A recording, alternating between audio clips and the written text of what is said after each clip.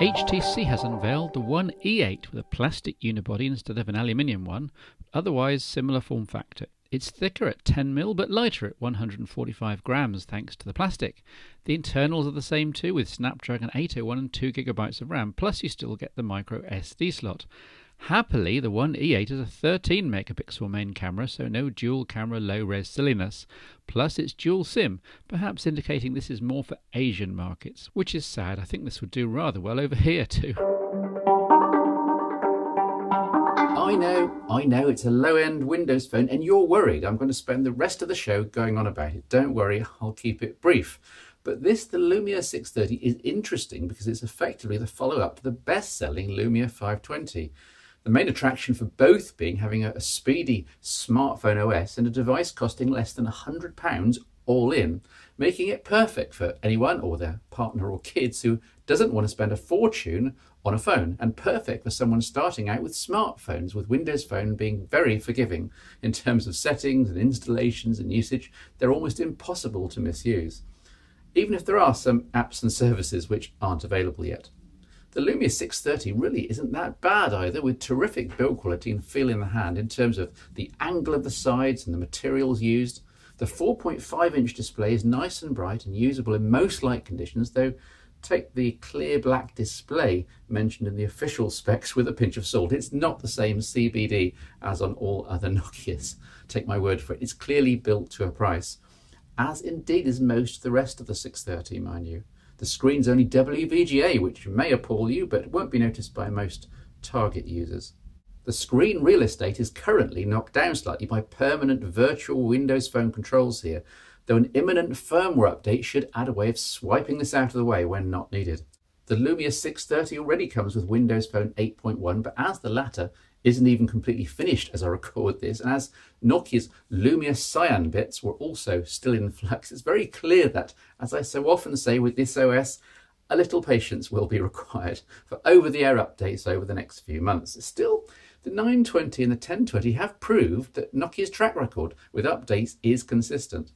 The whole case comes off, and yes, you can change it for one of a different colour, showing a replaceable battery here. Very important at this end of the market where phones get handed down through family members for years to come. Inside the 630, the speed of the device is masked as usual by the enforced transitions, but it seems as speedy as any other Windows Phone device. The Snapdragon 400 processor is backed up by 512MB of RAM, hardly cutting edge, but perfectly fine for the target market, apart from certain games which need 1 gig. 8GB of on-device storage here has been the minimum spec for a smartphone for a couple of years, especially as you only get 4 gig free out of the box. Eek. Happily, there's the micro SD card slot, of course, and with Windows Phone 8.1, it's possible to move applications, media and downloads all from the internal storage to card, and to set the card as the default for everything in the first place. There's no way to get at the card while the phone is powered on, of course, so there's no chance of yanking out a card that's hosting an app that's being used and thus corrupting the file system. Microsoft has thought all this out quite well, and it's now the pick of the current mobile OS in terms of flexibility of this kind. Plus, you get 10GB of OneDrive space here free in the cloud. This is integrated well into many of the built-in apps, though third-party apps are still being tweaked for Windows Phone 8.1 APIs. A large speaker cavity built into the 630's frame pumps out a loud but understandably tinny at this price point sound. Here's a demo. This is full volume through a small hole in the back cover. Not bad for a £100 phone though. Really curiously, money has been saved here by Nokia / Microsoft by not including a front-facing camera, i.e. towards the user. While many other sub-£100 smartphones also lack this, it seems odd to miss this out given here the focus on Skype in Windows Phone. Not being able to do video calls over Skype or easy selfies is disappointing, especially as this is exactly the sort of thing I'd expect the target market to want to try out. The 5-megapixel stills camera here isn't stellar as you might expect, with plenty of sharpening artifacts and average low light performance, not even an LED flash, but very average results all round.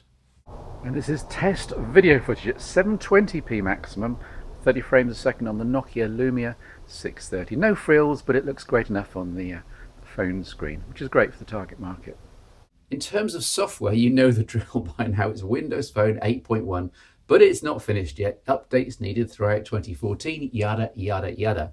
But apart from the stubborn virtual controls here, the target user really won't notice anything missing. 8.1 is a big update for the OS with the swipe down notifications, though admittedly most everything added is catching up to Android. Even Cortana, Microsoft's answer to Google Now and Siri, and it hasn't even been rolled out yet to anyone outside the USA. Patience, patience, patience. For new users though, the Windows Phone out-of-the-box package is pretty unbeatable in the mobile world, I think. With media apps like Nokia Mixed Radio, the gaming integration of Xbox, the offline worldwide voice navigation, and the Office and OneNote applications all built in, all ready to go, they at least start with an awful lot of the basics. Possibly the most telling comment about this device came from my wife. She's used to the iPhone, who took the Lumia 630 instantly, proclaiming after 15 minutes with it, "This is my kind of phone." She loved the size, the weight, the speed of the interface, and yes, the World Cup info linked from the start screen. Windows Phone's attraction for new and less affluent smartphone users is as strong as ever, and the Lumia 630 perhaps personifies this in the 2014 world. Almost 2 years ago, I first reviewed the Samsung Galaxy Note 2, and over 30 review smartphones later, 30, I find myself still using this as my main smartphone of choice. How is it possible that such an old device has still got my attention? I was a little late to the Note party, being put off by the bulk of the original, but the Note 2 and 3 are narrower and easier to hold and use, even one-handed sometimes. And the form factor has got my attention again in the last 6 months or so, especially since the phablet word, stroke world, has now moved up to describe even larger devices. This is the Lumia 1520. Now that really is too big for me. So what did I say originally, and has anything changed in the intervening 18 months? Now this is from my original text, a paragraph, please bear with me. I said, the hardware and software is amazing. It's the best Android device I've ever used.